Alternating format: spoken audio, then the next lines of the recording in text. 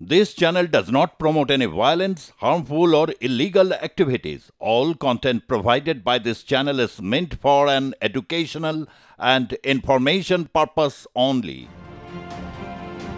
ধর্মের নিরিখে ভোট হলে একটা বলা যেতে পারে অসাধারণ কিছু হয়ে যেতে পারে বঙ্গ বিজেপির। হিন্দু বাঙালিকে যদি বাঁচতে হয়, তাদের অস্তিত্ব যদি সংকটের মুখে না যেতে হয়, তাহলে বিজেপি ছাড়ার কোনো গতি নেই। উত্তরের রাজনীতি আর দক্ষিণের রাজনীতি বিধানসভায় আসার পর মূল পার্থক্যটা কোথায় মনে হয়? অশোকদা একটা কথা বলেছিল, তা আমার মাথায় গেঁথেছিল। সৌরভ অশোকদাকে ফোন করেছিল, ফোন করে বলেছিল আপনি স্টেজে নেই, মাঠে কেন? বলছে আমরা উত্তরের লোকরা মঞ্চে বসি না, মাঠে বসি। তো আমার একটা ইচ্ছে আছে উত্তরের লোকদেরকে মঞ্চে বসানো। সিপিএম, কংগ্রেস, তৃণমূল বিজেপিকে শেষ করতে পারে দুটি রাজনৈতিক দল, একটি বাঙালি মুসলিমদের দল, একটি হিন্দু বাঙালিদের দল। মানেন? হিন্দু বাঙালিদের মধ্যে যারা তৃণমূল আর বামেদের সমর্থক, তাদেরকে আমি পরিষ্কারভাবে বলছি, বাংলাদেশের সংখ্যালঘু হিন্দুদের যে অবস্থা হয়েছে সেই অবস্থা পশ্চিমবঙ্গেরও হবে। ভারতীয় জনতা পার্টির শীর্ষ নেতৃত্ব তারা চায় না কোনো দিনও পশ্চিমবাংলায় বিজেপি আসুক। অনেকে বলেন আরএসএসও চায় না। ধর্মনিরপেক্ষ শব্দের একেবারে সত্যানাশ করে আমাদের দেশে চালানো হয়। রাজ চক্রবর্তী থেকে শুরু করে একের পর এক সুদর্শন বিধায়ক, মমতা বন্দ্যোপাধ্যায় মুখ্যমন্ত্রীর টিমে আছে, আপনিও অত্যন্ত সুদর্শন। মনে হয় না যে এবার ডাকটা আসবেই? গরিব মানুষের সাথে ছবি তুললেই কিন্তু আপনি গরিব মানুষের বন্ধুও হবেন না, এবং গরিব মানুষের অনুভূতিটাও আপনি কিন্তু অনুভব করতে পারবেন না। হঠাৎ একটা তেলে ভাজার দোকানে গিয়ে একটু তেলে ভাজা করে আসলেন, এই যে হাওয়াই চটি, এই যে একটা টালির বাড়ি, এগুলো এক ধরনের মার্কেটিং। অনেকে তো বলছে যে আগামী বিধানসভা নির্বাচন 2026-এ যত পারুক দুর্নীতি করুক, যত দুর্নীতি হোক না কেন, তৃণমূল কংগ্রেসই ক্ষমতায় থাকবে। আপনাকে এমন আতঙ্ক তৈরি করে দেওয়া হয়েছে, বিজেপি আসলে আপনারা থাকতে পারবেন না। সেই আতঙ্কের ভয়ে মুসলিমরা শুধুমাত্র ভোট ব্যাংক হয়ে গিয়েছে। বঙ্গ বিজেপির শীর্ষ নেতৃত্ব যারা আছেন তারা প্রত্যেকেই বলছেন 26-এ বিজেপি ক্ষমতায় আসবে পশ্চিমবঙ্গে। তো আমি জানতে চাইছি 26-এর রোড ম্যাপটা কি বঙ্গ বিজেপি, কিভাবে ক্ষমতায় আসবে? তো এমনি কথা প্রসঙ্গে একজন আমাকে বলছিলেন যে বাঙালি लोगों को क्या होता है, साल भर इतना शांत रहता है, इलेक्शन के टाइम में एक दूसरे से इतना लड़ाई करता है, वो तो हमारा बिहार में भी नहीं होता है। ये बाঙালি बाबू का चेहरा कैसे बदल जाता है इलेक्शन के टाइम में? আজকে ভারত সরকারে আছে বিজেপি, যদি আগামীতে 26-এ পশ্চিমবঙ্গে বিজেপি সরকার করে, তাহলে কি পরিস্থিতি আরো ভয়াবহ হবে? আপনার কি মনে হয়? শুভেন্দুদাকে আমি বলেছিলাম যে আপনি একটু নরম সিদ্ধান্ত নিলেন, ছেড়ে দাও তুমি। শাসক দলের পক্ষ থেকে 3 বার আপনাকে প্রস্তাব দেওয়া হয়েছে। ঠিক। Gauri Devi Institute of Medical Sciences and Hospital, GT Road, Rajpath, Durgapur. Best place to study. For contact us, call 7797662222, 9775696237. আমি ঋতব্রত ভট্টাচার্য, শুরু করছি আর+ নিউজ রুম। আর+ নিউজ রুমে আজকে আমাদের অতিথি, আমাদের অত্যন্ত পরিচিত শিলিগুড়ির বিধায়ক শঙ্কর ঘোষ। শঙ্কর, স্বাগত আর+ নিউজ রুমে আপনাকে। আমার প্রথম প্রশ্ন আপনাকে, বিধানসভাতে বিভিন্ন ঘটনায় এই মুহূর্তে আপনি খুবই আলোচিত নাম, এমনকি মুখ্যমন্ত্রী মমতা বন্দ্যোপাধ্যায়ের মুখে আপনার নাম বেশ কয়েকবার শোনা গেল, এটা তো আপনি অস্বীকার করতে পারবেন না। এবং অনেক ক্ষেত্রে ধরে নেওয়া হয় যে যেহেতু আপনার চেহারা সুদর্শন, আপনার একটা বাম প্রেক্ষাপট আছে, আপনি সেই হিসেবে যাদের ভারতীয় জনতা পার্টিতে এসছেন কাউন্সিলর হওয়ার যোগ্যতা নেই, তারাও কেন্দ্রীয় বাহিনী পায়, আপনি কেন্দ্রীয় বাহিনী পান না। আপাত দৃষ্টিতে আপনার একটা সৎ পরিচ্ছন্ন ইমেজ আছে। কোথাও কি এবার আমাদের এই নিউজ রুমটা শেষ নিউজ রুম যেখানে শঙ্কর ঘোষ ভারতীয় জনতা পার্টি, এরপরের 2026-এর ঠিক প্রাককালে আমরা অন্য পার্টিতে দেখব? প্রথমত আমার রাজনীতির শুরু থেকেই মুখ্যত আমরা যেটা শিখেছিলাম সেটা হচ্ছে কংগ্রেস বিরোধিতা, পরবর্তীকালে সেটা তৃণমূল কংগ্রেস বিরোধিতা। আমার রাজনীতির লক্ষ্যের জায়গাটা যদি সেইভাবে দেখা যায়, তাহলে এই মুহূর্তে যে রাজনৈতিক দলগুলি পশ্চিমবঙ্গের রাজনীতিতে আছে, বাম ছেড়ে এসছি, কংগ্রেস, তৃণমূল কংগ্রেস, তাদের উৎপত্তির জায়গাটা এক, ফলে স্বাভাবিকভাবেই অন্য জায়গায় দেখার সম্ভাবনা ক্ষীণ। কারণ তাহলে আমার মূল যে জায়গাটা ছিল, অর্থাৎ কংগ্রেস এবং তার পরবর্তীকালে তৃণমূল কংগ্রেসের বিরোধিতা, সেটা ডাইলুটেড হয়ে যায়। আমার মানে প্রশ্নটা একটাই, আবার প্রশ্ন করব আমি। তার আগে আমাদের এখানে আমাদের সহকর্মীরা আছে। কি শঙ্কর ঘোষ বিধায়ক হিসেবে সুপুরুষ কি সুপুরুষ না? আমি কি ভুল বলছি? মেয়েরা কি বলছো? দেখো, মেয়েরাও বলছে অত্যন্ত সুদর্শন। রাজ চক্রবর্তী থেকে শুরু করে একের পর এক সুদর্শন বিধায়ক মমতা বন্দ্যোপাধ্যায় মুখ্যমন্ত্রীর টিমে আছে। আমাদের সহকর্মী তারা বলছে যে আপনিও অত্যন্ত সুদর্শন। মনে হয় না যে এবার ডাকটা আসবেই? প্রতিচ্ছবি দেখানোর জন্য একটা আয়না দরকার, ফলে স্বাভাবিকভাবেই কে কত সুদর্শন সেটা দেখার জন্য তো প্রত্যেকেরই আয়নার দরকার। একে অপরের আয়নায় দেখে নিলেই হবে, তার জন্য ডাক পাঠানোর কোনো প্রয়োজন আছে বলে আমার মনে হয় না।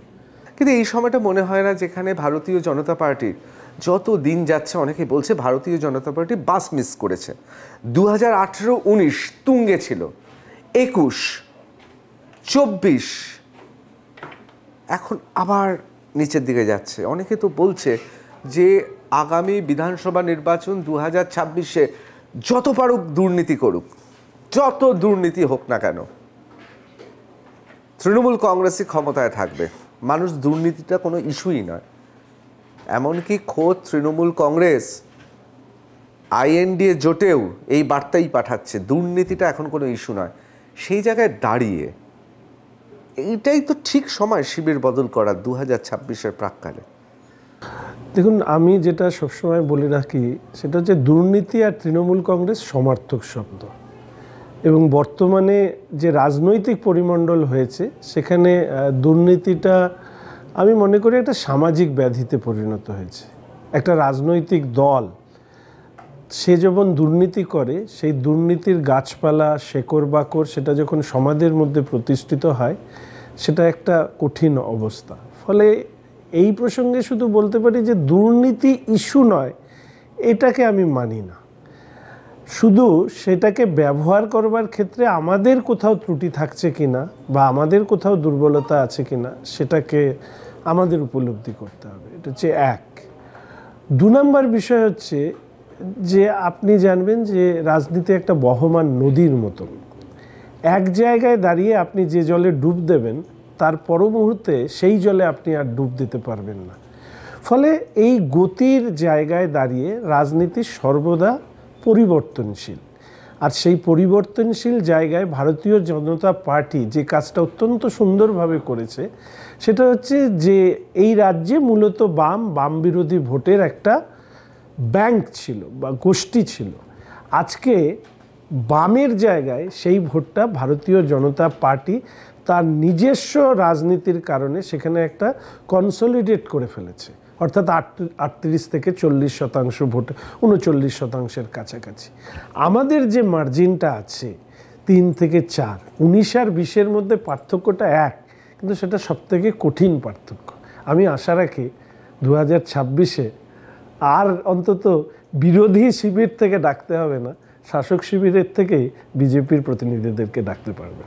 শুনতে সত্যি খুব ভালো লাগলো, কিন্তু এটা অস্বীকার করা যায় না যে শিলিগুড়িতে এই মুহূর্তে জনপ্রিয় কাগজগুলোতে, আমি জানি না এখনও কেন কর্মখালি বলে বিজ্ঞাপন নেই, কারণ শিলিগুড়ি তৃণমূল কংগ্রেসে তো একটা শূন্যতার সৃষ্টি হয়েছে।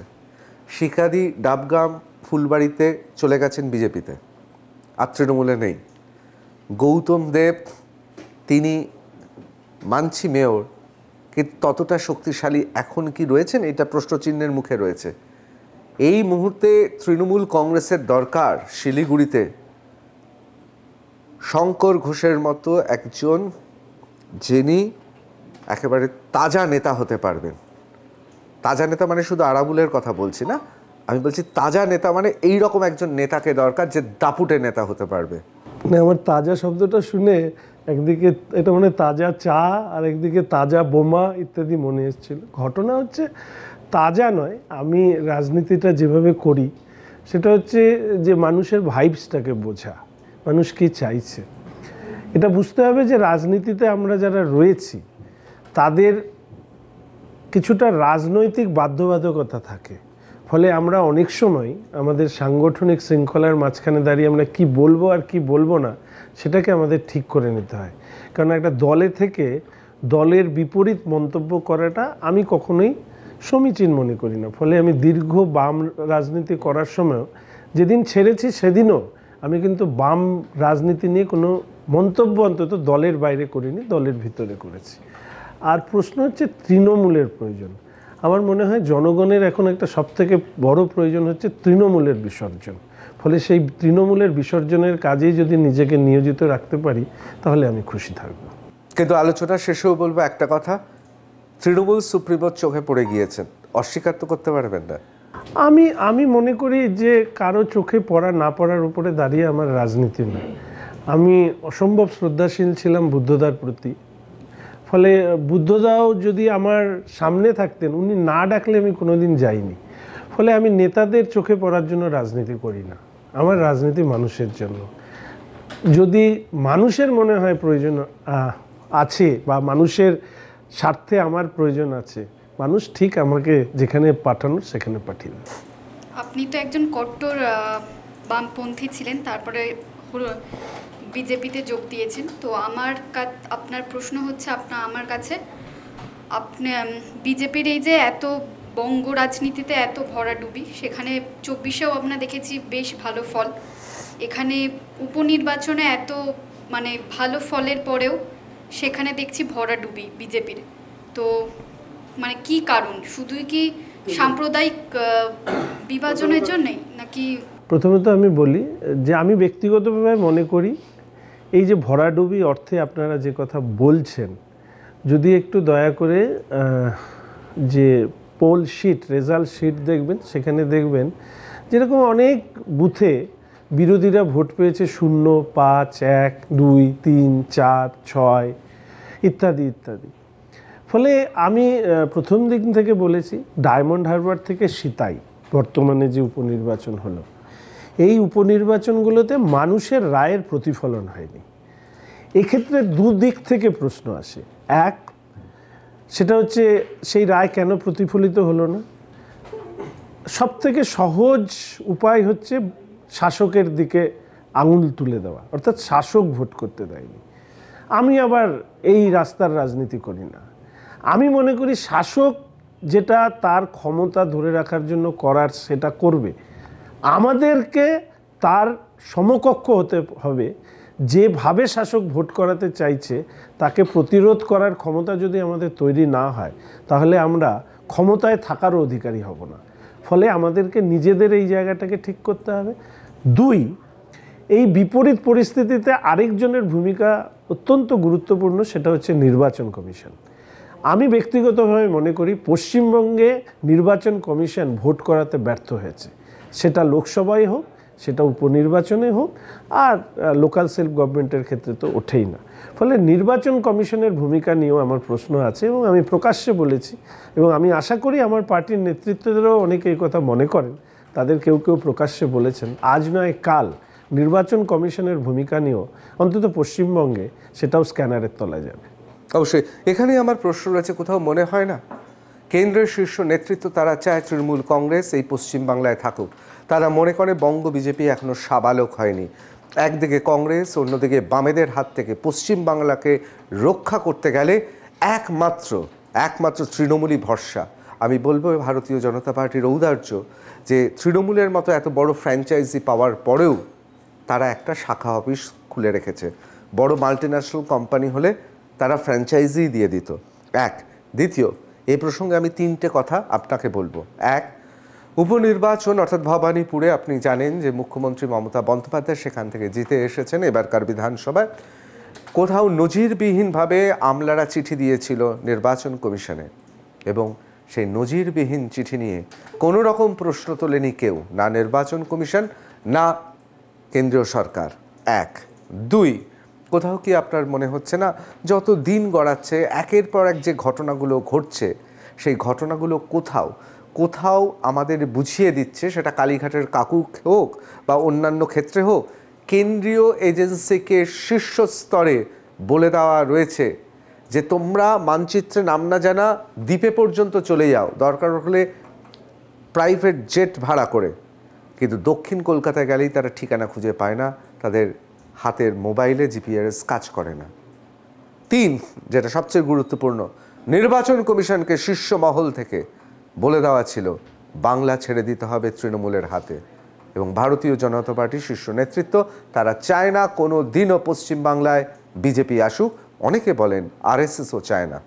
শীর্ষ নেতৃত্ব চায় না, এর সাথে আমি অত্যন্ত বিনয়ের সঙ্গে আমি অসহমত ব্যক্ত করছি।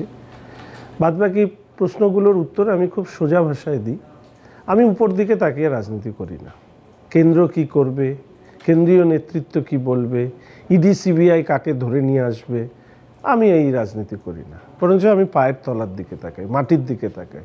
মাটি এমন শক্ত করব পৃথিবীর কেউ চাইলেও তৃণমূল কংগ্রেসকে রাজ্যের ক্ষমতায় রাখতে পারবে না। এবং আমি কথা দিচ্ছি যে শুভেন্দুদা, আমি সহ রাজ্য বিজেপি এই ক্ষমতা অর্জন করবে এবং তৃণমূল কংগ্রেসকে বিসর্জন করবে। এত সুন্দর কথা বলা কি ছোটবেলা থেকে? মানে আমি দিলাম একটা বাউন্সার, সেটাকে এমনভাবে তুললে ক্যাচও উঠলো না, আবার ছক্কাও হয়ে গেল। আমি স্বাভাবিকভাবে এরকমভাবেই কথা বলি। আমি বেসিক্যালি কম কথা বলি, খুব কাছের বন্ধুদের ছাড়া আমি খুব একটা কথা বলি না। শুনতে ভালোবাসি মানুষের। কোথাও কি মনে হয় রাজনীতিতে, বিশেষ করে ভারতীয় জনতা পার্টি বঙ্গ বিজেপিতে, যেখানে এত নেতা রয়েছে, এত শিবির রয়েছে, একটা ঘরের মধ্যে যেমন আরেকটা ঘর থাকে সেরকম রয়েছে, সেখানে এই কম কথা বলা সংকটটাই দ্রুত এগিয়ে চলেছে? আমি কোথায় আছি এটার থেকেও আমি বড় বেশি চিন্তায় থাকি কি কাজ আমাদের করা দরকার। ঘটনাচক্রে over expressive, over expression, over statement, আমার মনে হয় তার থেকে আন্ডারস্টেটমেন্ট ভালো। এবং সেই ক্ষেত্রে ঠিক কোন জায়গায় আমার আঘাত করা দরকার সেটাকে আমি আগে ফোকাল পয়েন্ট করি। আরেকটা জিনিস মাথায় রাখতে হবে যে রাজনীতিতে 2 ধরনের পথ আছে, একটা ফাইট টু ফিনিশ, আরেকটা লং টার্ম মুভমেন্ট। আমার ধারণা আমাদের ফাইট টু ফিনিশ মুভমেন্ট যেগুলো আমরা করতে পারি সেগুলোর উপরে আরেকটু বেশি আমাদের জোর দেওয়া দরকার, তাহলে মানুষ সামনে অন্তত অনেক রেজাল্ট দেখতে পারবে। তো সেই কাজগুলোর উপরে যত বেশি আমি আমার জায়গা থেকে সংগঠনের অভ্যন্তরেও বলি, আমাদের নেতৃত্বরা যথেষ্ট দক্ষ, তারা নিশ্চিতভাবে এই পুরো পরিস্থিতিটা পর্যালোচনা করছে। একটা জিনিস আমি শুধু বলতে পারি যে আমার রাজনীতির ক্ষেত্রে ভারতীয় জনতা পার্টি, আমি 2021-এর 10ই মার্চ আমি বাম রাজনীতি থেকে সরে আসি। শুধু একটা দিন ভেবেছিলাম যে আর রাজনীতি করব কি করব না। সেই সময় সবাই আমার কাছে এসেছিলেন বিভিন্ন প্রস্তাব নিয়ে। তো রাজনীতি ছেড়ে থাকতে পারবো না বলে কিছুটা রাজনীতির মধ্যে প্রবেশ করি। আমি শুধু এইটুকু ভারতীয় জনতা পার্টিতে এসে বুঝেছি, সেটা হচ্ছে 2018 বা 2014, তারপরে 2018, 19, তারপরে 21, এই যে সময়ের মধ্যে ভারতীয় জনতা পার্টির যারা কার্যকর্তারা তৈরি হয়েছেন বা আগে ছিলেন বা এসছেন, এদের যে রাজনীতি আমরা বামেদের, তৃণমূলের, কংগ্রেসের দেখি, সেই রাজনৈতিক ওরিয়েন্টেশনের সাথে নিজেকে যুক্ত করবার ক্ষেত্রে হয়তো আরেকটু দীর্ঘ পথ দরকার। এক্ষেত্রে এর আগেও আমি বলেছি যে একটা দল সেটা কোনো রাজ্যে প্রথমে পরিচিত হয়। বিজেপির পরিচয়টা 14, 18, 19-এ হয়েছে। তারপরে সেই দলটা বিরোধীতে পরিণত হয়, প্রধান বিরোধী দল। বিজেপির পরিচয় প্রধান বিরোধী দল, এরপরে শুধু শাসক বা ক্ষমতায় আসা, এই স্ট্রাগলটা বিজেপি করছে। অর্থাৎ প্রধান বিরোধী দল থেকে শাসক হওয়ার একটা মধ্যবর্তী পর্যায় আছে, যে পর্যায় দিয়ে বিজেপি যাচ্ছে। আপনারা যেভাবেই ব্যাখ্যা করুন না কেন, বিজেপি কিন্তু 38-39% ভোট তারা সাধারণভাবে কনসলিডেট করে ফেলেছে। আর যে ভোটের রেজাল্টটা দেখানো হচ্ছে, আমি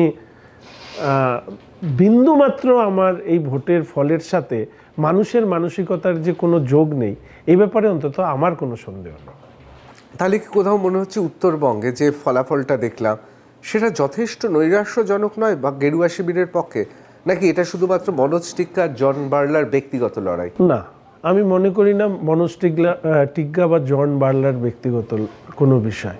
এমনকি জন বার্লার অনুপস্থিত বা তার কোনো মন্তব্য অনেকে মনে করছেন যে ভারতীয় জনতা পার্টিকে বিপাকে ফেলেছে, আমি অন্তত মনে করি না। বরঞ্চ আমি মনে করি যে ভোটের ফলে ওনারা যে প্যাটার্নে ভোট করিয়েছেন সেই প্যাটার্নে কিছু বুথ সেটাকে নিজেদের দখলে নিয়ে নেওয়া, ক্যান্ডিডেটের উপরে আক্রমণ করে ক্যান্ডিডেটকে রেস্ট্রিক্ট করে দেওয়া, এমনকি সমস্ত দেখবেন যদি লোকসভা বা পরবর্তী সময় আমরা দেখেছি, এবার এটা অদ্ভুত জিনিস দেখেছি যে কিছু মানুষকে জড়ো করে বিজেপির ক্যান্ডিডেটদেরকে ঘিরে শুধু একটাই স্লোগান দেয়, গো ব্যাক গো ব্যাক। আরে কিসের গো ব্যাক, কেন গো ব্যাক কেউ জানে না, তো ওই শব্দটা ওনাদেরকে বলে দেওয়া হয়েছে যে তোমরা আটকাবে আর গো ব্যাক বলতে থাকবে।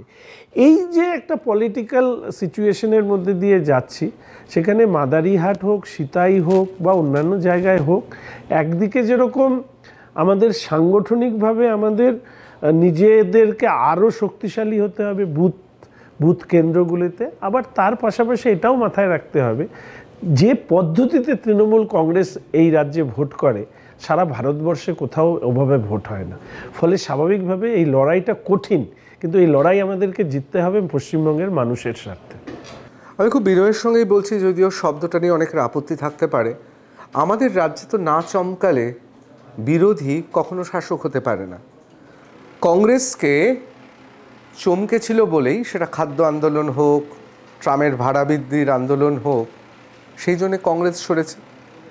আবার বামেদের সরানোর জন্য বিধানসভা ভাঙচুর থেকে শুরু করে, আমি সমর্থন করতে বলছি না, এই যে চমকে দেওয়ার রাজনীতি, এবং এটা তো ঠিক বামেদের, আপনি আমার থেকে আরও ভালো জানেন কিভাবে সীতারাম ইয়েচুরিকে নিয়ে আপনারা গুটি কয়েক লোক পাহাড়ে গিয়ে আপনারা সীতারাম ইয়েচুরিকে নিয়ে ভোটের প্রচার করেছেন পরিবর্তনের আগে। আমি নিজে দেখেছি, তার সাক্ষী। আমি নিজে দেখেছি যে একটা সময় দার্জিলিং সহ পার্বত্য অঞ্চল শুধু নয়, তরাইয়ের বিভিন্ন অঞ্চলেও ঢুকতে পারছে না বাম নেতারা, আমি দেখেছি। তার পেছনে নিশ্চয়ই বিরোধীরা অনেকে ছিলেন, তৃণমূলও ছিল। এই যে কথায় কথায় গো ব্যাক এবং চমকে দেওয়া, এটা তো ভারতীয় জনতা পার্টি বিরোধী হিসেবে করতে পারলো না। এই যে চলচ্চিত্র উৎসব হচ্ছে বা ধরুন এত কিছু হচ্ছে, কই 10টা লোক গিয়েও তো চমকাতে পারলো না। মনে হচ্ছে যে ভারতীয় জনতা পার্টিকে আদৌ মানুষ শক্তিশালী মনে করবে বিরোধী হিসেবে? দেখুন, খাদ্য আন্দোলন আর বিধানসভা ভাঙচুর, এই দুটোর মধ্যে একটা নীতিগত পার্থক্য। অবশ্যই অবশ্যই। প্রথম কথা, খাদ্যের দাবিতে মানুষের আওয়াজ তোলা আর বিধানসভা যেটা গণতন্ত্রের প্রাঙ্গণ সেটাকে ভাঙচুর করা, একটা লড়াই হচ্ছে সাধারণ মানুষের, আরেকটা ভাঙচুর হচ্ছে নীতিহীনতার পরিচয়। তৃণমূল কংগ্রেসের তথাকথিত, আমি মনে করি কংগ্রেস বাম এই জামানাতে রাজনীতির সাথে একটা আদর্শগত লড়াই বা সংঘাত ছিল, কিন্তু তৃণমূল কংগ্রেস ক্ষমতার আসার সাথে সাথে রাজনীতিটা ব্যবসায় রূপান্তরিত হয়েছে। ফলে রাজনৈতিকভাবে যারা চরিত্র হয়ে উঠছে, সে আরাবুল হোক, সে শওকত হোক, সে বা অন্য কেউ, সে হামিদুল হোক বা এই কে সব অনুব্রত, যারা, এদের সাথে রাজনীতির কোনো দূরতম সম্পর্ক নেই। এদের সাথে যেটা আছে সেটা হচ্ছে রাজনীতিকে কেন্দ্র করে অর্থ উপার্জন এবং একটা গোষ্ঠীকে পরিচালনা করা। ফলে বর্তমান রাজনীতিতে নৈরাজ্যের পথ দিয়ে ক্ষমতায় আসা, নৈরাজ্য সৃষ্টি করে ক্ষমতায় আসা, এটা আমি মনে করি, আমি শুভেন্দুদার সাথে কথা বলে যেটা অন্তত বুঝেছি, তিনি এই পথটা ধরতে চান না। এবং শুভেন্দুদার তার যদি প্রাক্তন রাজনীতি ধরা হয়, অতীতের রাজনীতি ধরা হয়, তার থেকে কিন্তু উনি অনেক ন্যায়সঙ্গত বিরোধী দলনেতার ভূমিকা পালন করেছে। মানে আপনি বলতে চাইছেন আগে ছিলেন দস্যু রত্নাকর, এখন হয়ে উঠছেন ক্রমশ কবি, সাহিত্যিক, দার্শনিক? আমি শুভেন্দুদাকে বিধানসভায় ঢোকার পরে ওনার সাথে আমি প্রথম বলি, তারপরে ওনার সাথে আমার পরিচয় হয়। শুভেন্দুদাকে আমি চিনতাম না, নামে, টিভিতে, এতে, এমনকি বিজেপিতে আসার পরেও আমার সাথে শুভেন্দুদার কথা হয়নি। আমি বিধায়ক হিসাবে শপথ নেবার পরে শুভেন্দুদা আমার প্রথম বক্তব্য শোনার পরে উনি আমাকে ডেকে কথা বলেন। তো আমি ওনার প্রাক্তন মানে অতীতের রাজনীতির ওনার যে মানে যখন তৃণমূলে ছিলেন তখন দস্যু রত্নাকর ছিলেন, এখন কবি বাল্মীকি হয়ে যায়। এখন ওনার যে রাজনীতিটা আমি যতটুকু থাকি ওটা যেহেতু দেখিনি, ফলে ওটা নিয়ে আমি বলতে পারবো না। এটা যেহেতু দেখেছি, উনি আমাকে একটি কথা বলে যে শঙ্কর, ভাঙচুর,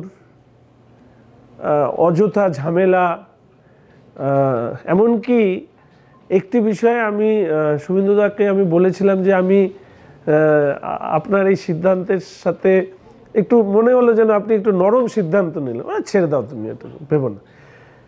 ঘটনাটাও এরকম অনেক ঘটনা আছে যেখানে হয়তো মনে হয়েছে যে শুভেন্দুদা আরও অনেক কঠোর স্ট্যান্ড নিতে পারতো, কিন্তু সেটা উনি নেননি। উনি মনে করেন যে এই রাজনীতি দিয়ে, নৈরাজ্যের রাজনীতি দিয়ে পশ্চিমবঙ্গের লাভ হয়নি। দ্বিতীয়ত, আমি একটা জিনিস অনেক দিন ধরে বলেছি যে আমি একবার ট্যাক্সি করে আসছি, তো সাধারণভাবে ট্যাক্সিতে উঠলে সাধারণ একা দাঁড়িয়ে থাকি, উঠি, তো কেউ তো বুঝতে পারবে না যে আমি এমএলএ যদি না টেলিভিশন চ্যানেল ইত্যাদি দেখে থাকে বা খবরের কাগজ। তো এমনি কথা প্রসঙ্গে একজন আমাকে বলছিলেন, দুটো ঘটনা আমার আজও মনে পড়ে। তো একজন বলছেন যে বাঙালি लोगों को क्या होता है, साल भर इतना शांत रहता है, इलेक्शन के टाइम में एक दूसरे से इतना लड़ाई करता है, वो तो हमारा बिहार में भी नहीं होता है। ये बाঙালি बाबू का चेहरा कैसे बदल जाता है इलेक्शन के टाइम में। তো আমি অনেক সময় এটা ভেবেছি যে বাংলার যদি ইতিহাস আমরা দেখি স্বাধীনতার আগের থেকে, বাঙালির রক্তপাত ইত্যাদি একটা বড় জায়গা আছে স্বাধীনতা সংগ্রামের ইতিহাসে। বাঙালি সশস্ত্র আন্দোলন, পরবর্তীকালের রাজনীতিতে একটা রক্ত ঝরার একটা ব্যাপার বাংলার মধ্যে আছে, এবং সেটাকে ক্ষমতাকে কেন্দ্র করে। এটা কিন্তু কোথাও জাত পাত, ধর্ম, গোষ্ঠী এটা নিয়ে নয়, কিন্তু ক্ষমতা তাকে সামনে রেখে বাঙালির এই একটা ইতিহাস আছে। যদিও কেন মনে হয়, তার মানে কি বিধানচন্দ্র রায় থেকে শুরু করে, প্রফুল্লবাবু থেকে শুরু করে, যদি আমরা সিদ্ধার্থ শঙ্কর রায়, জ্যোতি বসু ধরি, এটা একটা ক্লাস। বুদ্ধদেব ভট্টাচার্য এবং পরবর্তী সময় মমতা বন্দ্যোপাধ্যায়, শুভেন্দু অধিকারী, এটা একটা ক্লাস। কোথাও কি মনে হচ্ছে শিক্ষাগত কারণেই একটা ক্লাস অ্যাপার্ট? আমি এটা ডক্টর শঙ্কর ঘোষকে না, শিক্ষার থেকেও না, আমি একটা বলবো যে সমাজ তো অনেক পাল্টে গেছে আগের সমাজের সাথে এখনকার সমাজে। মানে আগে তো আমরা কেউ জল কিনতাম না, এসে মিনারেল ওয়াটার কি 20 টাকা দিয়ে আমরা কিনে ট্রেনে উঠতাম না। সমাজ পাল্টেছে, চরিত্র পাল্টেছে, সমাজের চেহারা পাল্টেছে, তার সাথে সাথে অনেক কিছু পাল্টে গেছে। যেরকম তার মধ্যে কিছু ইতিবাচক, কিছু নেতিবাচক। আমরা যারা হয়তো পেছনের দিকটার প্রশংসক, তারা হয়তো ভাবছি এই সমাজে অনেক কিছুই নেতিবাচক, কিন্তু আমি সেটা মনে করি না। কিন্তু এটা তো বিধানসভা, লোকসভাতে এটা তো প্রমাণিত সত্য। মানে এটার জন্য তো আমাকে কেউ কিছু বলতে পারবে না যে আমরা যদি স্ট্যাটিস্টিক্স বা পরিসংখ্যান দেখি, আমি বারবার করে বলছি ডিগ্রি মানেই হচ্ছে সে খুব পড়াশোনা জানে, আমি একবারও বলছি না। অনেক মানুষ জানি তার হয়তো অক্ষর জ্ঞান নেই, কিন্তু তিনি মহামানব হিসেবে এসেছেন, আমরা এটাও দেখেছি। কিন্তু কোথাও তো মনে হচ্ছে যে সংসদীয় রাজনীতিতে এত সংখ্যক অশিক্ষিত মানুষ বা স্বল্প শিক্ষিত বা অতি ভয়ঙ্কর মানুষজন, যাদের অপরাধের একটা বিরাট খতিয়ান আছে, আগে কখনো রাজনীতিতে আসেনি। এর কারণ হচ্ছে ছাত্রদের থেকে রাজনীতিতে আসা নেতৃত্বের সংখ্যা কমে যাওয়া। ছাত্র সংসদ নির্বাচনটা একেবারে বন্ধ হয়ে যাওয়ার কারণে আমরা ছাত্র রাজনীতি করে বড় হয়েছি। ফলে আমাদের যেরকম একটা জিনিস ছিল যে আমাকে কলেজের অধ্যাপকদেরকে সম্মান করা, এগুলো আমাদের একটা রুটিন কালচারের মধ্যে ছিল। হেরিটেজের মধ্যে ছিল।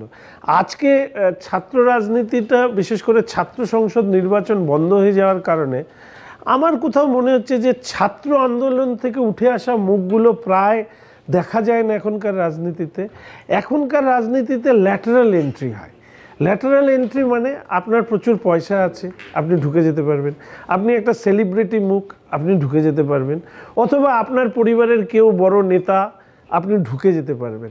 যারা ল্যাটারাল এন্ট্রি নেয়, সবাই না, আমার মনে হয় তাদের রাজনীতিটা, আমরা যারা ছোট থেকে রাজনীতি করে বড় হয়ে এসেছি, আমাদের যে সংবেদনশীল একটা মনোভাব থাকে মানুষের প্রতি, সেটা মনে হয় কোথাও সেই জায়গাটায় হ্রাস পায়। আমি বিধানসভায় এই কথাটা অনেকবার বলেছি। এখনকার সোশ্যাল মিডিয়ার যুগে অনেকেই যেটা করেন সেটা হচ্ছে ছবি তোলেন। ছবি তুলে তারা নিজেদের একটা ইমেজ বিল্ড আপ করেন। আমি বারবার করে মনে করি যে একজন গরিব মানুষের সাথে যদি ছবি তুলে একটা বাচ্চাকে চকলেট দিয়ে, সেটা নয় তাও ভালো, তো আমি বলছি, আমি আবার বাচ্চা আর বয়স্কদের প্রতি আমার একটা আলাদা টান আছে। আমি একটা প্রাইভেট মেম্বার বিলও এনেছি এই নিয়ে, 37 বছর পর কেউ প্রাইভেট মেম্বার বিল দিয়েছে।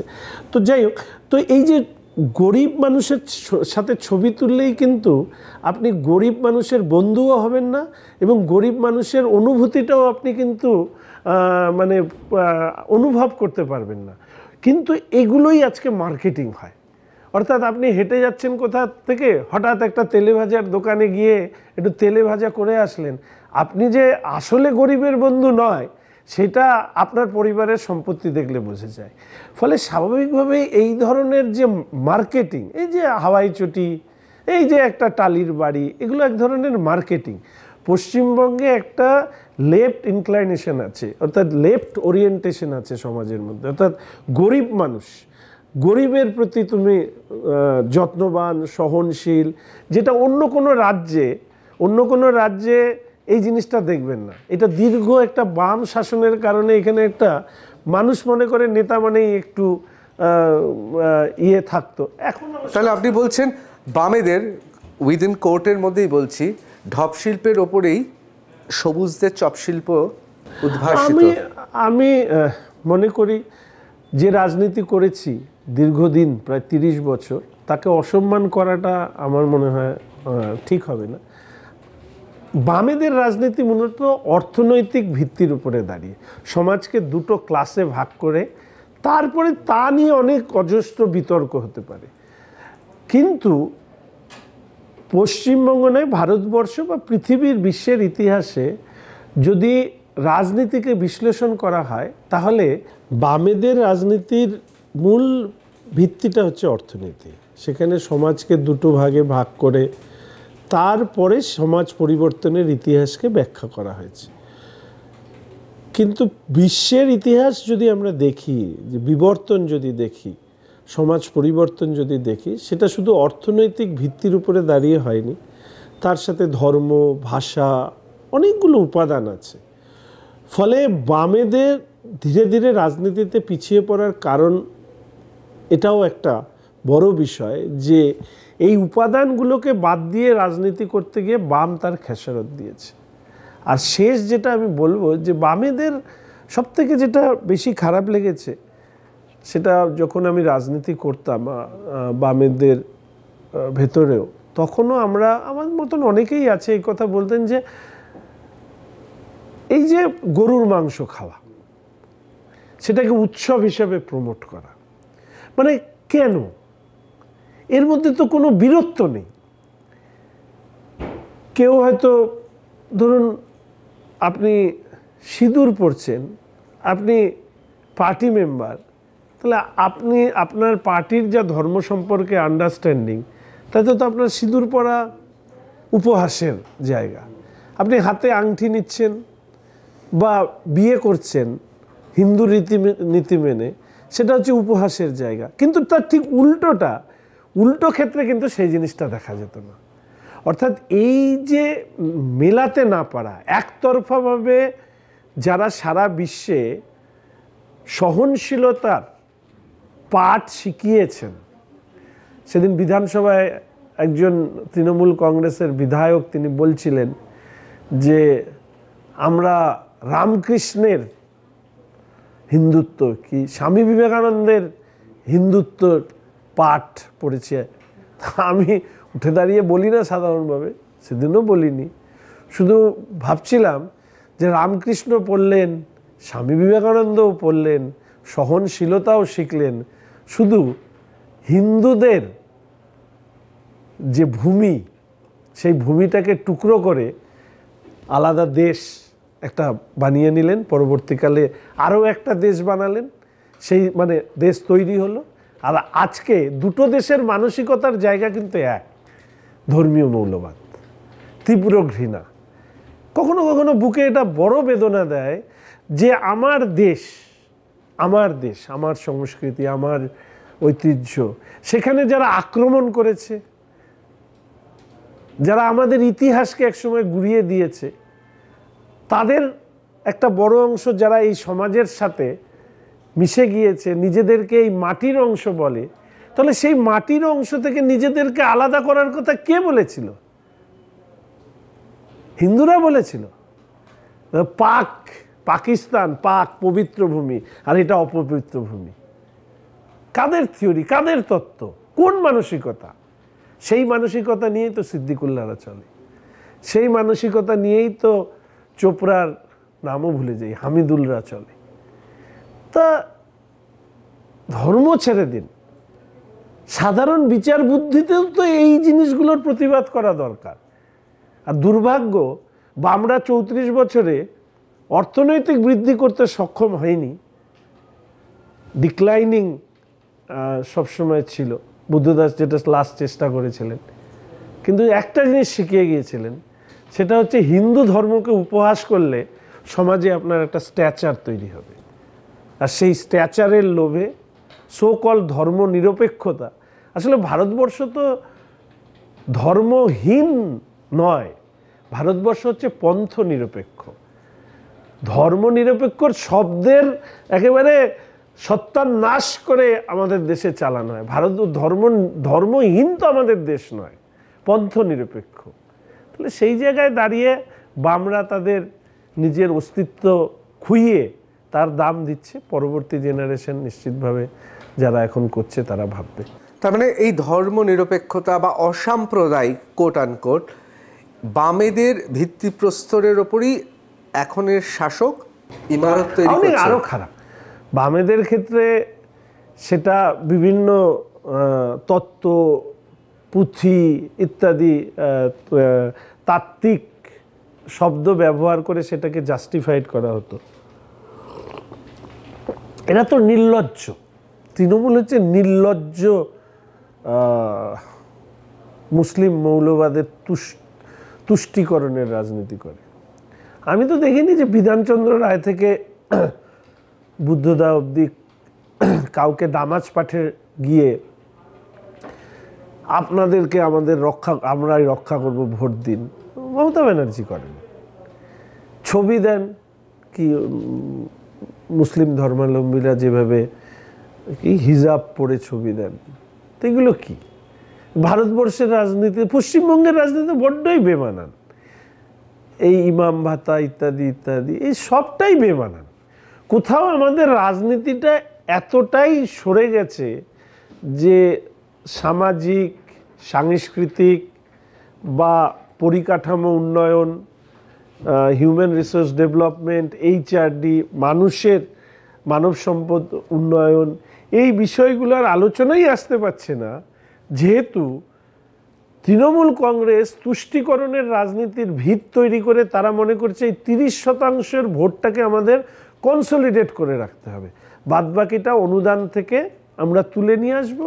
আর যা দুষ্কৃতি, সন্ত্রাস ইত্যাদি, ভবানীপুরে আমি ছিলাম 17 দিন বাই ইলেকশনের সময়, 2-3টে ওয়ার্ডে মমতা ব্যানার্জি, যেখানে মুসলিম জনগোষ্ঠী বেশি, 90%, 92% ভোট পায়। আর ওখানে আমি হেঁটে দেখেছি ওর থেকে খারাপ অবস্থা আর মনে হয় কলকাতার কোনো ওয়ার্ড নয়।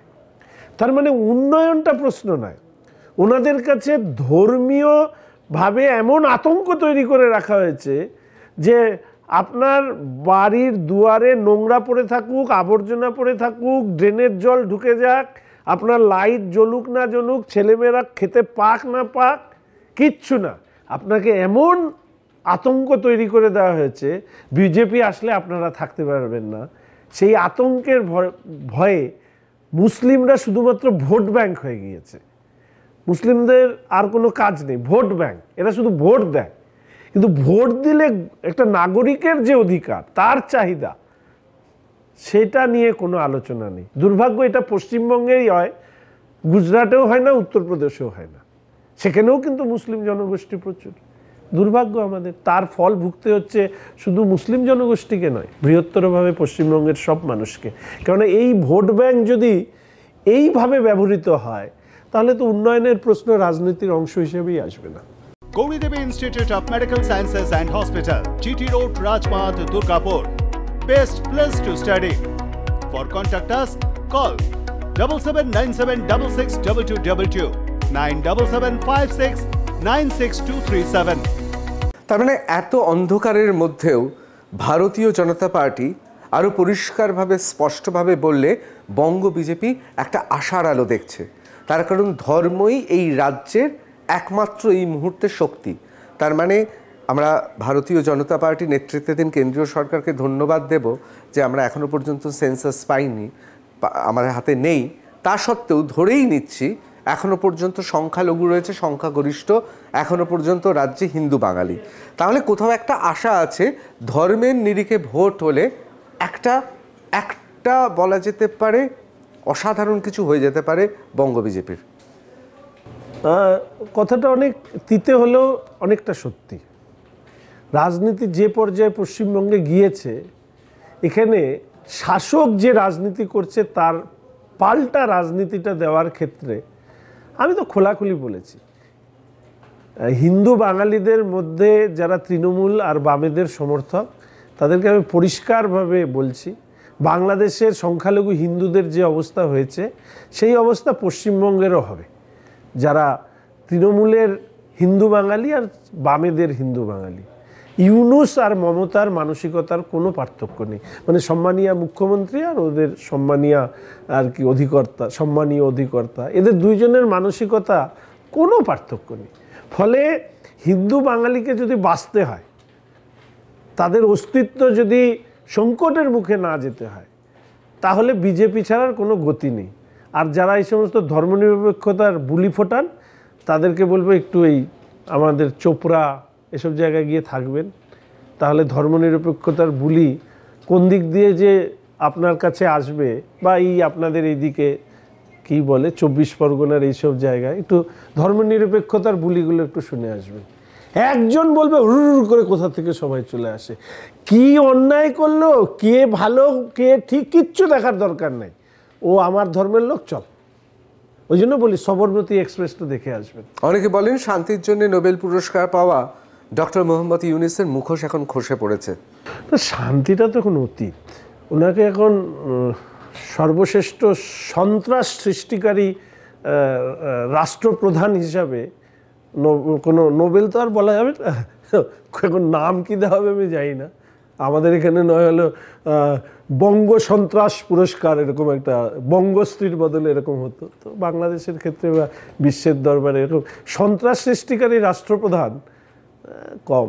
দুর্ভাগ্য হলেও এটা সত্যি যে ইউনূসের ভূমিকায় সারা বিশ্বের মানুষ হতবাক হয়ে গিয়েছে। যিনি শান্তির প্রতিমূর্তি ছিলেন, আজকে নির্লজ্জভাবে মৌলবাদীদের হাতে দেশটাকে তুলে দিয়েছে। আমি একটু পেছন দিকে ফিরে যাই। বিশেষ করে আপনি একটা অত্যন্ত তাৎপর্যপূর্ণ কথা বলেছেন, ছাত্র রাজনীতি থেকে উঠে আসছে না বলেই আমাদের রাজ্যে বিভিন্ন দলের রাজনৈতিক যে নেতৃত্ব তার অবনয়ন ঘটছে। আমি নিজে জানি যে শঙ্কর ঘোষ ছাত্রনেতা, এই হাড় কাঁপানো শীত এখন নভেম্বর, ডিসেম্বর, জানুয়ারিতে শিলিগুড়ি কলেজ হোক বা উত্তরবঙ্গের বিভিন্ন বিশ্ববিদ্যালয় হোক, ছাত্রীরা সমস্ত কিছু অগ্রাহ্য করে পোস্টার মারত। কার জন্যে? শঙ্কর অসাধারণ, সুদর্শন, বাগ্মী। সুদর্শন শব্দটাকে বাদ দিয়ে দিতে হবে। না, আপত্তি আছে? আপত্তি না, এখন আর এই বয়সে সমস্ত শোনা যাবে না, ছোটবেলার সমস্ত গল্প এই সমস্ত বলে না। আপনি তো একজন ছাত্র আন্দোলনেরই ফসল। আপনি বর্তমানে যেই দলের রয়েছেন সেই দলের ছাত্র সংগঠনের এরকম দুর্বল অবস্থা সম্পর্কে আপনি যদি কিছু বলেন। দেখুন, প্রথমত যে ভারতীয় জনতা পার্টির সরাসরি তার যে রাজনৈতিক কাঠামো, সেই কাঠামোর মধ্যে কোনো ছাত্র সংগঠন নেই। বামেদেরও কিন্তু এই ন্যাকামিটা আছে না, বামেদের সাথে এখানে একদমই পার্থক্য আছে, যেহেতু আমি দুটো রাজনীতিকে নিজের হিসাবে দেখেছি।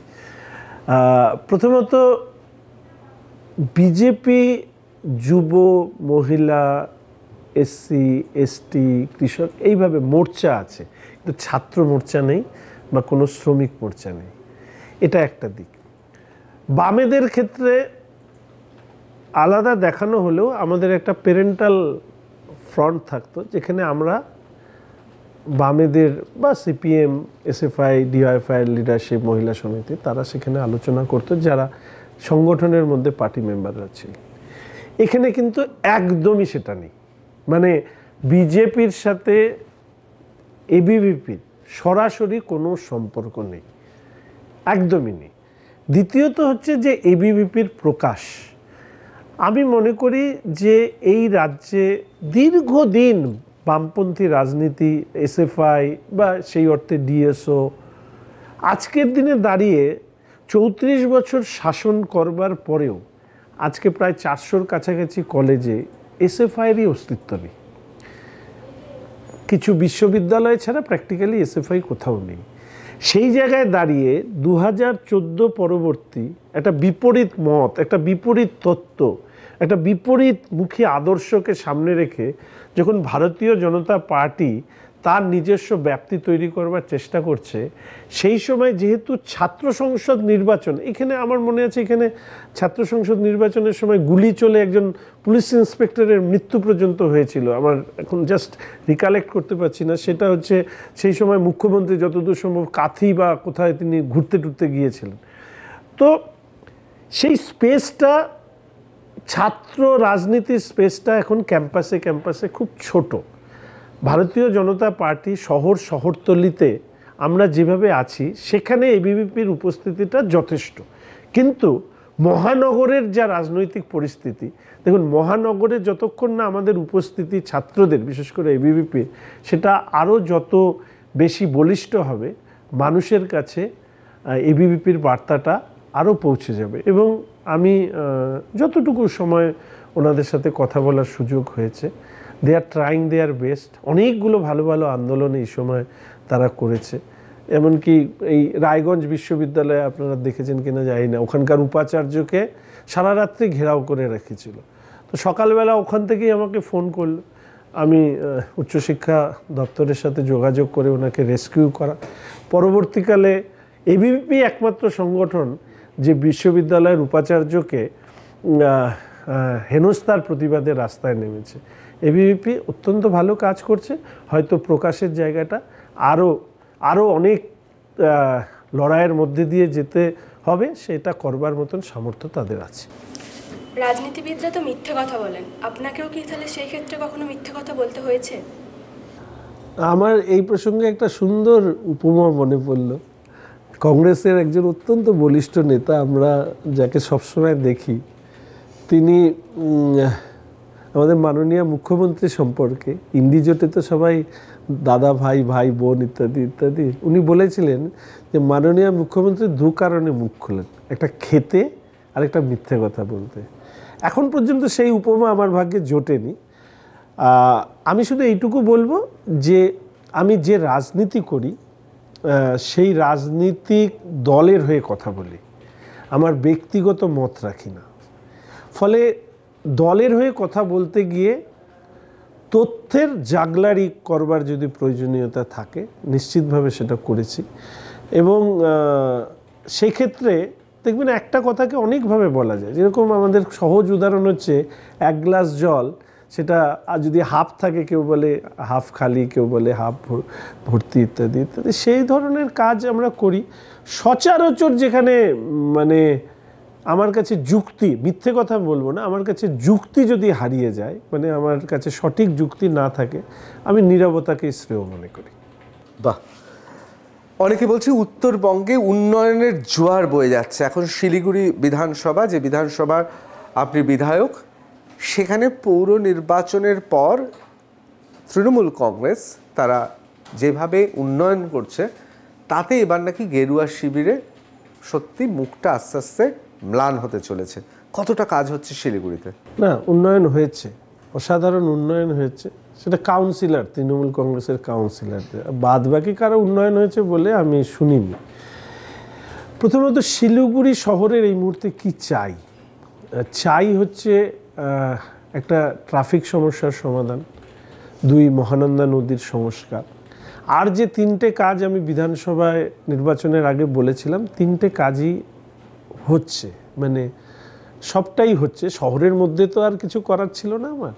একটা এলিভেটেড রোড 13 কিলোমিটারের, বালাসন থেকে একেবারে সেবক শুরু হয়ে গেছে, কাজ শেষের পথে। এনজিপি স্টেশন, নতুন মডার্নাইজ এনজিপি স্টেশন, যেটা এয়ারপোর্টের মতন হবে দেখতে, সেটা শুরু হয়ে গেছে। বাগডোগরা এয়ারপোর্ট, সেটারও কাজ শুরু হয়ে গেছে।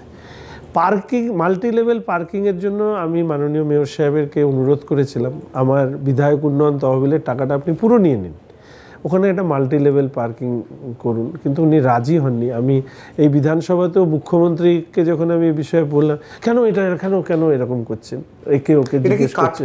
কোনো রকম নেগোসিয়েশনের প্রবলেম হয়েছিল? আমার মনে হয় ওনারা ভাবেন যে যেহেতু আমি অসম্ভব ভোকাল এবং খুব পিপলস ফ্রেন্ডলি আর কি, রাস্তাঘাটে আমার সবথেকে বড় আমার ভালো লাগে যদি আপনি অডি নিয়ে যাচ্ছেন, ও ড্রাইভারও আমাকে শঙ্করদা বলে ডাকবে, কি শঙ্কর বলে ডাকবে, অডির মালিকও আমাকে শঙ্কর বলে ডাকবে। এই জিনিস আপনি কোথাও পাবেন না। ফলে এইটার কারণে আমার সাথে প্র্যাকটিক্যালি কথা বলতে ওনারা ভয় পান। মানে আমি মেয়র সাহেবকে বলছি আমি দেখা করতে যাব, সেইটা বলবে না না আমার সময় হচ্ছে না, হয়তো বসে আছে চুপচাপ, তবু দেখা করবেন। কিন্তু ব্যক্তিগতভাবে ছোটোর থেকে চিনি, আমি ওনাদের কাউকে অসম্মান করি না। আমি এবার মুখ্যমন্ত্রীকে বলেছি যদি আমার এই টাকার ক্ষেত্রে অসুবিধে হয়, তাহলে খরচা যদি করতে না দেন আপনি, তাহলে আমি এরপরে বাজেট অধিবেশনের সময় আমি ওখানেই অবস্থানে বসবো। প্রয়োজনে এটা মনে হয় জানা নেই যে আমি যখন ছাত্র রাজনীতি করতাম আমি 2বার অনশন করেছিলাম, একবার 13 দিন, একবার 9 দিন। তবে এইটুকু আমি বলতে পারি, ও একটা প্রশ্ন করছিল, আমার ওজন বাড়েনি, কিন্তু আমার ওজন কমে গেছিল, অনেকটাই ওজন কমে গেছিল। জুনিয়র ডাক্তারদের মতোই অনশন করেছিলেন? জুনিয়র ডাক্তার আমরা সেই সময় শুধুমাত্র জল খেতাম এবং প্রায় 13 কেজি ওজন কমে গেছিল, ব্লাড ডিসেন্ট্রি হয়েছিল, মানে অত্যন্ত মানে খারাপ হয়ে যায়। এবং এখন যে আমার যে আলসার হয়েছে, সেটারও ওটাই অনশনের কারণেই আলসার হয়েছে। যদিও আমি জানি যে 26-27 দিন অনশন করলে ওজন টোজনও অনেকের বেড়ে যায়, স্বাস্থ্যও ভালো হয়ে যায়, সেই ধরনের অনশনেরও এখানে অনেক বিজ্ঞাপন হয়। কিন্তু আমাদের যতীন দাসেরও অনশন আছে, হ্যাটস আপ টু হিম, সেটা আলাদা বিষয়। কিন্তু আমি কি কারণে অনশন করেছিলাম? আজকে এই যে মেরিট লিস্ট হচ্ছে না, আমাদের কলেজে একটা অদ্ভুত নিয়ম ছিল, আপনি যদি প্রফেসরের ছেলে বা মেয়ে হন, তাহলে আপনি 40% পেলেও আপনি ফিজিক্স, জিওগ্রাফি, যেগুলো অনার্স মানুষ আমাদের কলেজে, শিলিগুড়ি কলেজে এখন 90% অ্যাভাব হচ্ছে মূলত অনার্স পাওয়ার ক্ষেত্রে কাট অফ মার্কস, তো 40% পেয়েও এটা পাওয়া যেত। তো আমি সেটার বিরোধিতা করেছিলাম, মেরিট লিস্ট টাঙানো হতো না, তখন কিন্তু বাম আমল। তা সত্ত্বেও আমি কিন্তু সরকারকে বাধ্য করেছিলাম, বিশ্ববিদ্যালয়কে বাধ্য করেছিলাম যে এগুলো করানো। আমাদের সময় আমাদের ভানুভক্ত, প্রেমচাঁদ মুন্সি, এদের কোনো জন্মতিথি পালন হতো না কলেজে, তো সেগুলো ইন্ট্রোডিউস করা শুধু নয়, সেই ভাষায়, আমি কিন্তু নেপালি ভাষীও নই, হিন্দি ভাষীও নই, কিন্তু আমি অনশন করে এই 2টো সাবজেক্ট আমাদের কলেজে ইন্ট্রোডিউস করেছি, পরে ইউনিভার্সিটিতেও সেগুলো ডিপার্টমেন্ট হিসাবে খুলেছে। তো এই সামগ্রিক প্রেক্ষাপটের মধ্যে দাঁড়িয়ে আমার যেটা মনে হয়েছে যে ছাত্র রাজনীতি করার সময় ভাইবসটা অনেক, মানে সরকার, কেন্দ্র হোক, রাজ্য হোক, ছাত্রদের, এই জন্যই তো আমি বললাম প্রতিষ্ঠান বিরোধী। এখনকার ক্ষেত্রে অনেক বেশি আমাদেরকে সচেতন থাকতে হয়, কোনটা বলবো আর কোনটা। অবশ্যই। আমি একটু শিলিগুড়ি উন্নয়নে চলে আসি। অনেকে বলেন শিলিগুড়িতে যিনি মেয়র হন তিনি ডিফ্যাক্টো উত্তরবঙ্গের মুখ্যমন্ত্রী। এক সময় বলা হতো এবিকে, এখন বলা হয় জিডিকে। অনেকে বলছেন যে এর পরবর্তীকালে যিনি ওয়েটিং লিস্টে যার নাম রয়েছে তার নাম এসজি। অনেকে বলেন এরা শুধু মুখ্যমন্ত্রী নয়, এরা উত্তরের মাফিয়াও। আমি প্রথমত অশোকদা দীর্ঘদিন মন্ত্রী ছিলেন, পরবর্তীকালে বাউন্স ব্যাক করে মেয়রও হন। আমি ওনার সাথে ছিলাম, আমি মেয়র ইন কাউন্সিলে ছিলাম, এমআইসি ছিলাম। অশোকদার একটা পরিকল্পনা ছিল কিভাবে কাজ করে। আরবানাইজেশনের উপরে ওনার কাছ থেকে আজও আমি শিখি। মানে আমি চলে এসেছি বলে আমি সমালোচনা করব, আর অশোকদাকে আমি ব্যক্তিগতভাবে বলতে পারি, ব্যক্তি অশোক ভট্টাচার্য অর্থনৈতিকভাবে কোনো দিন অসৎ নয়, কোনো দিন না। ওনাদের সাথে থেকেছি বলেও আমার নিজের রাজনীতিতেও টিল ডেট, কাল কী হবে বলতে পারবো না, এখন পর্যন্ত কিন্তু অর্থনৈতিকভাবে অসৎ এই কথাটা কেউ আমার সম্পর্কে বলতে পারবে না, কেউ না। সেই জন্যই হ্যাঁ। দ্বিতীয়ত হচ্ছে মাননীয় মেয়র সাহেব, এখন বর্তমান মেয়র সাহেব গৌতম বাবু, যদিও আমি ব্যক্তিগত জীবনে দাদা গৌতমদা বলেই ডাকি, সম্পর্কও সেরকম, কিন্তু আমার মনে হয় উনি কোথাও শহরটাকে এগিয়ে নিয়ে যেতে ব্যর্থ হয়েছেন। উনি সেটা তৃণমূল কংগ্রেসের অভ্যন্তরীণ রাজনীতির কারণে কিনা আমি জানি না, কিন্তু উত্তরবঙ্গ উন্নয়ন দপ্তরের মন্ত্রী হিসাবেও উনি যতটা কাজ করতে পেরেছেন, মেয়র হিসাবে সম্পূর্ণরূপে উনি ব্যর্থ হয়েছেন। লাস্ট এই প্রসঙ্গে একটাই কথা বলবো, 20 দিন, মানে অন্যেরা বলে বিষ মেশানো পানীয় জল, তা আমি বিজ্ঞানের ছাত্র হিসেবে বলি যে অশুদ্ধ জল। 20 দিন শিলিগুড়ির মানুষ অজান্তে এই অশুদ্ধ পানীয় জল খেয়েছে, যেটা ফুলবাড়ি ট্রিটমেন্ট প্ল্যান্টে কোনো সার্টিফাইড ছাড়াই সেই জল প্রবাহিত হয়েছে। 20 দিন পরে ওই মেয়র সাহেব ঘোষণা করেছে এই জল খাওয়া যাবে না। এতখানি অদক্ষ প্রশাসকের নাম হচ্ছে গৌতম দেব বর্ষা। আমার এখানে একটা প্রশ্ন আছে, এই ঘটনাটা যদি বাম আমলে হতো, এতদিনে বোধহয় ফুলবাড়ির ওই ট্যাঙ্কের ওপরে বিরোধীরা একেবারে নেমে পড়তেন। আপনারা কিছুই তো করলেন না, ওয়াক ওভার দিয়ে দিচ্ছেন। দেখুন, এই রাজনৈতিক যে ট্রানজিশন, অর্থাৎ বামেদের রাজনীতি, অনেকে বলছেন ফুল স্পেলে খেলছেন না আপনি গৌতম দেবের বিরুদ্ধে। বামেদের রাজনীতি, তৃণমূলের রাজনীতি, বিজেপির রাজনীতি, বাম কংগ্রেস, সেটা একটা রাজনীতি আমরা দেখেছি। তৃণমূল কংগ্রেস আসার পরে একটা অ্যানার্কিজম, ক্রিমিনালাইজেশন অফ পলিটিক্স দেখেছি। বিজেপি একটা নতুন পথ দিয়ে বিরোধিতার রাস্তা খুঁজতে চাইছে, যেখানে জনমত সংগ্রহ করা, জনগণের মধ্যে করা। ধরুন এটা আছে, এটা যদি আমি এখানে ফেলে দিই তাহলেও ভাঙবে, আবার আমি ছুঁড়ে মারি তাহলেও ভাঙবে, দুক্ষেত্রেই ভাঙবে, নিশ্চিত ভাঙবেই। তো সেই জন্য আমি নিশ্চিত যে পথ দিয়ে আমাদের এই রাজনীতি চলছে, সেই পথ দিয়েও তৃণমূল কংগ্রেসের বিসর্জন দেওয়া সম্ভব। আপনি বেশ কয়েকটি উন্নয়নের কথা বললেন, কিন্তু প্রত্যেকবারই লক্ষ্য করলাম যে আপনি বলছেন কাজ শুরু হয়েছে, খুব তাড়াতাড়ি সেটা শেষ হবে, এই রকম। কিন্তু 2009 সাল থেকে আমরা যদি দেখি, লোকসভা আপনাদের, তারপরে এমএলএ আপনাদের, তাহলে উন্নয়ন এখনো হয়নি কেন? কেন এত স্লো উন্নয়ন? এর জন্য তো সংবিধানকে দোষ দিতে হবে। সংবিধানই দিয়েছে যে জমিটা রাজ্যের বিষয়, জমি যদি না দেয় রাজ্য, তাহলে উন্নয়ন কী করে হবে? প্রথম কথা, আমি যে 3-4টে কথা বললাম সবগুলোই হচ্ছে কেন্দ্রের সরকারের হাতে থাকা জমির উপরে, কোনোটাই রাজ্যের। যেরকম মাল্টি লেভেল পার্কিং, এটা রাজ্যের, জমিটা রাজ্যের, ফলে আটকে যাচ্ছে। অসহযোগিতা উন্নয়নের প্রশ্নে না, একটাই আমি মানে উদাহরণ দিই, এটা সাংবাদিকতার জন্য নয় বা সমাজের কাছে পৌঁছানোর জন্য। বাগডোগরা এয়ারপোর্টের এক্সটেনশন হচ্ছে, তার উদ্বোধনী অনুষ্ঠান, গৌতমবাবু বসে আছেন, পাশে আমি বসে আছি, রাজু বিস্তা বসে আছে, আরও অন্যান্য মন্ত্রীরা বসে আছে, মাননীয় প্রধানমন্ত্রী উদ্বোধন করছেন, গৌতমবাবু সেই স্টেজে ভাষণ দিচ্ছেন। মানে ডেভেলপমেন্ট হচ্ছে অ্যাবাভ পলিটিক্স, রাজনীতির ওপরে হচ্ছে উন্নয়ন। আর পশ্চিমবঙ্গে কি হয়, এটা কেন্দ্রের নীতি, পশ্চিমবঙ্গে হচ্ছে আগে রাজনীতি তারপরে উন্নয়ন।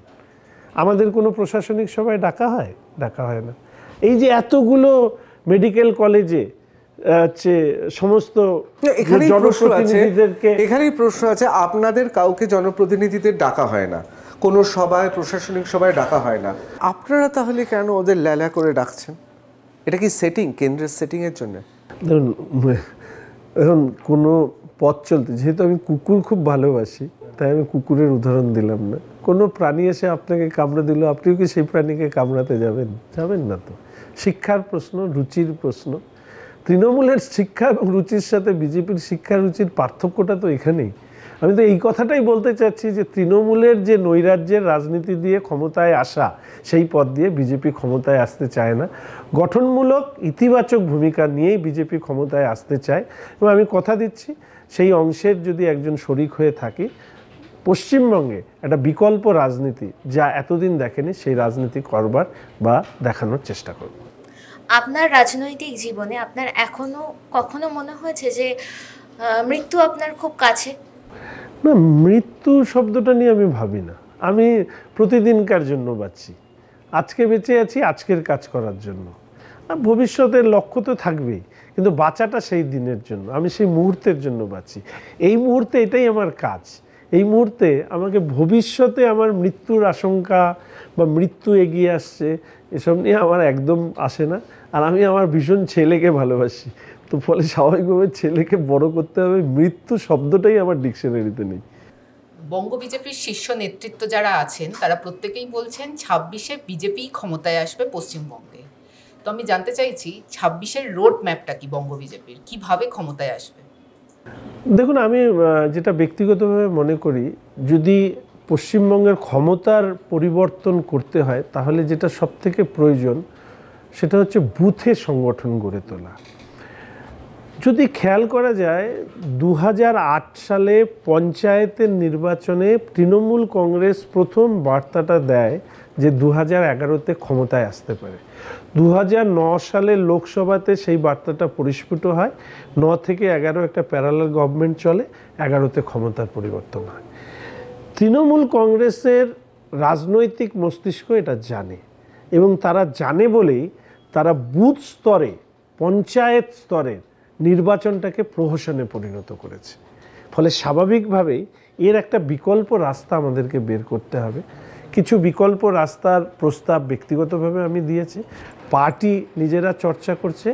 আমি আশা রাখি যে তৃণমূল যে পথটাকে ব্লক করেছে, অর্থাৎ পঞ্চায়েতে বিজেপিকে ঢুকতে দেওয়া যাবে না, বুথে বিজেপিকে ঢুকতে দেওয়া যাবে না, পৃথিবীতে সবসময় একটা বাইপাস মেকানিজম বলে কথা আছে, এটাকেও বাইপাস করে আমরা কি করতে পারি সেই নিয়ে আমরা অনুশীলন করছি। আশা করি 2026-এ সেই ফলটা আমরা দেখাতে পারব। আমার প্রশ্নটা বাংলাদেশ নিয়ে। বাংলাদেশে এখন যে পরিস্থিতি চলছে, যে ভয়াবহ পরিস্থিতি চলছে, সেখান থেকে বিভিন্ন বাংলাদেশি বন্ধুবান্ধব এবং সাংবাদিকদের সঙ্গে কথাবার্তা হয়। তাদের যে মূল বক্তব্য নাকি ভারতের জন্য এই অবস্থা, ভারতের উগ্র, কোট আনকোট বলছি, উগ্র হিন্দুত্ববাদীর জন্যই বাংলাদেশে আজকে এই মৌলবাদী মাথাচাড়া দিয়েছে। আজকে ভারত সরকারে আছে বিজেপি। যদি আগামীতে 26-এ পশ্চিমবঙ্গে বিজেপি সরকার গড়ে তাহলে কি পরিস্থিতি আরও ভয়াবহ হবে? আপনার কি মতামত? প্রথম কথা, তথ্যগত ভুল তো যারা প্রশ্ন করেছেন তারাই দিয়েছেন। ভারতবর্ষ কোনোদিন কোনো ধর্মীয় রাষ্ট্রে পরিণত হয়নি, যেটা বাংলাদেশ হয়েছে সাংবিধানিকভাবে। ফলে মৌলবাদের যদি চাষ হয়ে থাকে সেটা বাংলাদেশেই কোনো না কোনো সময় কোনো না কোনো সরকারের হাত ধরে বা সামরিক শাসনের হাত ধরে হয়েছে, সেটা ভারতবর্ষে হয়নি। আমি বিধানসভায় একটা বক্তব্য রাখতে গিয়ে বলেছিলাম যে 1948 সালে যখন পূর্ব পাকিস্তান তৈরি হচ্ছে সেই সময় 22% হিন্দু বাঙালি উপস্থিত ছিল, আজকে সেটা 7% নেমে গেছে। ফলে যারা প্রশ্ন করছেন তাদের কাছে তথ্য পরিষ্কার নয়। 20% মুসলিম জনগোষ্ঠী ছিল পশ্চিমবঙ্গে সেই সময়, এই সময় 30% মুসলিম জনগোষ্ঠী এই মুহূর্তে পশ্চিমবঙ্গে আছে, সাময়িকভাবে ধরা হয়। ফলে স্বাভাবিকভাবে তথ্যই বলছে যে এই প্রশ্নটাই পুরো ভুল। বরঞ্চ বাংলাদেশেও এরকম অনেক মানুষ আছেন যারা মুক্ত মনের মানুষ, তারাও জানেন যে সেখানে হিন্দু সংখ্যালঘু বা বৌদ্ধ সংখ্যালঘুদের সাথে যা হচ্ছে, খ্রিস্টান সংখ্যালঘুদের সাথে, এটা মানবতার লজ্জা। ঘটনাচক্রে এই প্রশ্নটা কেউ করেনি, আমি উত্তর দিয়ে দিই। সেটা হচ্ছে যে অনেকে ভাবছেন যে আরও কেন্দ্রীয় সরকার অ্যাগ্রেসিভ হোক, আরও কঠোর ব্যবস্থা হোক। সাময়িকভাবে আমি দেখছি কিছু জায়গায় বলছে ব্যবসা বন্ধ, কিছু বলছে হোটেলে ঢুকতে দেবো না, কেউ বলছে পেশেন্ট ইত্যাদি ইত্যাদি। একজন হিন্দু বাঙালি বাংলা ভাষায় কথা বলি, এরকম জিনিস দেখে একটা জিনিসই মনে হয়, বাংলাদেশ তো এই ছোট্ট, পাকিস্তান থেকে শুরু করে চীন, অন্যান্য রাষ্ট্ররা এখন ভারতকে দেখলে কাঁপে, তো বাংলাদেশ কি? কিন্তু বুঝতে হবে রাষ্ট্র পরিচালনা করা আর ক্লাব পরিচালনা করা এক নয়। ফলে স্বাভাবিকভাবেই ভারত সরকার কূটনীতিকভাবে চাপ সৃষ্টি করতে চাইছে। পরবর্তীকালে সেই চাপ যদি ব্যর্থ হয় সংখ্যালঘুদের রক্ষা করবার ক্ষেত্রে, নিশ্চিতভাবে ভারত সরকার আশা রাখি কঠোরতম ব্যবস্থা নেবে বাংলাদেশের বিরুদ্ধে। কারণ ভারত নিজেকে, এখনই তো এটা প্রমাণ করার সময় যে আমরা এখন পৃথিবীর প্রথম 2-3টে দেশের মধ্যে পৌঁছেছি, সেটাও প্রমাণ করার সময় এই ইস্যুকে সামনে রেখে। একেবারে শেষ প্রান্তে এসে শঙ্কর যা করলেন সেটা পুরো অনিল বিশ্বাসের মতো। সাংবাদিকদের প্রশ্ন করার আগে উত্তর যিনি দিতেন তার নাম অনিল বিশ্বাস ছিল। যাই হোক, রসিকতার বাইরে গিয়ে দ্রুত একেবারে শেষ এই প্রশ্নগুলো আমিও না ভেবে করব, না ভেবেই উত্তর দেবে। এক, উত্তরের রাজনীতি আর দক্ষিণের রাজনীতি বিধানসভায় আসার পর মূল পার্থক্যটা কোথায় মনে হয়?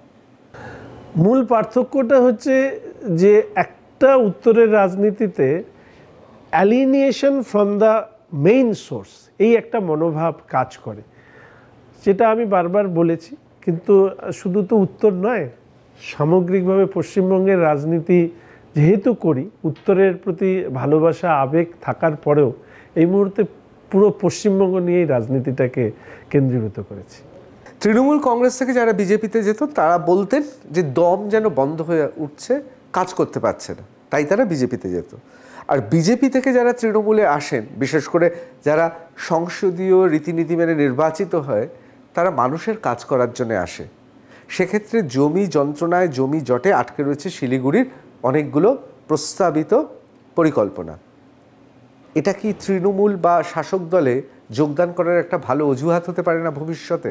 দেখুন, আমার মনে হয় গণতন্ত্রের বিরোধী শব্দটাই রয়েছে বিরোধী দলের অস্তিত্বকে রাখবার জন্য। গণতন্ত্রে শাসককে আয়না দেখানোর প্রয়োজন। যদি বিরোধীই না থাকে তাহলে শাসককে আয়না দেখাবে কে? ফলে এই কাজটা বিরোধী হিসাবেই আমি করি। পরবর্তীকালে শাসক হিসেবে কোনো সময় কাজ করবার সুযোগ থাকলে করব। আমার কাছে এটা মনে হয় না যে কাজ করবার জন্য যে মানুষরা আমাকে জিতিয়েছে তাদেরকে প্রতারিত করার কোনো প্রয়োজনীয়তা আমার ব্যক্তিগত আছে বলে মনে করি না। শাসক দলের পক্ষ থেকে 3বার আপনাকে প্রস্তাব দেওয়া হয়েছে? তাই এখানে প্রকাশ্যে কিছু বলার নেই। আমি খেলোয়াড় নই, নিলামে উঠতে রাজি নই কোনো অবস্থাতেই। যে দলের ঝান্ডা প্রতীক নিয়ে জিতেছি সেই ঝান্ডা প্রতীক না ছেড়ে অন্য দলের জানেওয়ালা ছেলে আমি নই। আমি বারবার বলেছি, কেউ যদি যেতে চায় তাহলে তার উচিত সেই দলের প্রতীক, তার পদ, সমস্ত কিছু ছেড়ে। বিধায়ক হয়েছি, বিধায়ক করেছে আমি একা হইনি, সমর্থকরা, বিজেপির কর্মীরা। তো আমাকে যদি ছাড়তে হয় আমি তাহলে সবার আগে ছাড়তে চাইব বিধায়ক পদ। আমি ফলে লড়াই করতে ভালোবাসি, বিরোধী রাজনীতি করতে আমি স্বাচ্ছন্দ্য সাবলীল। ফলে আমার কাছে এটা কোনো প্রতিবন্ধকতা মনে হয়। গডফাদার দেখেছেন? গডফাদার দেখিনি, রাজনীতিতেও কোনো গডফাদার নেই। শুধু এইটুকু বলতে পারি, বেশ কিছু মানুষের কাছ থেকে শিখি, শেখার আগ্রহ থেকে। তবে এইটুকু বলি যে গুরুকে চ্যালেঞ্জ করবার মতন ক্ষমতা আমার আছে। তাহলে অনেকে যে বলেন যে উত্তরের, কেউ বলেন মাফিয়া, কেউ বলেন মুখ্যমন্ত্রী, একসময় এবি, তারপর জিডি, ভবিষ্যতে এসজি। আমি মনে হয় উত্তরের জন্য কাজ করতে পারলে খুশি হব। কি বিশেষণে ভূষিত করা হবে সেটা যারা করবেন সেটা তারা ভাববেন। উত্তরের কথা বলতে ভালোবাসি, কারণ আমি সবসময় মনে করি অশোকদা একটা কথা বলেছিল, এটা আমার মাথায় গেঁথেছিল। সৌরভ অশোকদাকে ফোন করেছিল, ফোন করে বলেছিল আপনি স্টেজে নেই, মাঠে কেন? বলছে আমরা উত্তরের লোকরা মঞ্চে বসি না, মাঠে বসি। তো আমার একটা ইচ্ছে আছে উত্তরের লোকদেরকে মঞ্চে বসানো, তো রাজনীতিটা নিশ্চিতভাবে সেই সুযোগ আমাকে করে দেবে। সৌরভ গাঙ্গুলি সম্পর্কে আপনার অভিমত কি? আমার সাথে সৌরভের অনেকবার দেখা হয়েছে, কিন্তু আমি ব্যক্তিগতভাবে ওনার সাথে কথা বলিনি, কেননা আমি মনে করি আমি যে মর্যাদার জায়গায় ছিলাম, উনি যে মর্যাদার জায়গায় ছিলেন, দুটোর মধ্যে তারতম্য আছে। আমি আগ বাড়িয়ে কারোর সাথে কথা বলতে পছন্দ করি না। Gauri Devi Institute of Medical Sciences and Hospital, GT Road, Rajpath, Durgapur.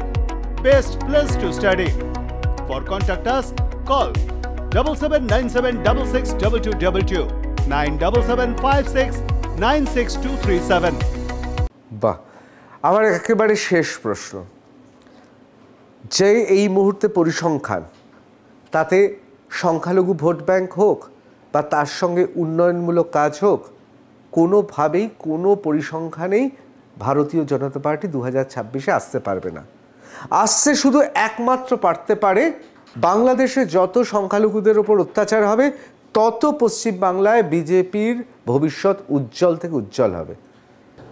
আমি বলবো বিজেপির ক্ষমতায় আসা না আসার থেকেও অনেক বেশি গুরুত্বপূর্ণ প্রশ্ন হচ্ছে বাংলাদেশের সংখ্যালঘুদের প্রতি অত্যাচার বন্ধ হওয়া। ফলে আমি চাইবো যে দেশের সরকার সেই কাজেই আরও বেশি অগ্রণী ভূমিকা নিক। বিজেপির পক্ষ থেকে শুধু এইটুকু বলবো যে বাংলাদেশের সংখ্যালঘুদের অত্যাচারের দৃশ্য দেখিয়ে বিজেপি ক্ষমতায় আসতে চায় না, বরঞ্চ বিজেপি অনেক বেশি খুশি হবে এটা দ্রুত বন্ধ হয়ে যাক। আমরা তৃণমূল কংগ্রেসের যে স্বরূপ, সেই স্বরূপটাকে আরও বেশি করে উন্মোচিত করতে চাই। এক্ষেত্রে মাননীয় মুখ্যমন্ত্রী একটি কথা বলেছিলেন যে প্রয়োজনে আমরা অর্ধেক রুটি খাবো যদি ওপার বাংলা থেকে, কি ভারতীয়রাই নাকি ভারতে ফিরে আসলে।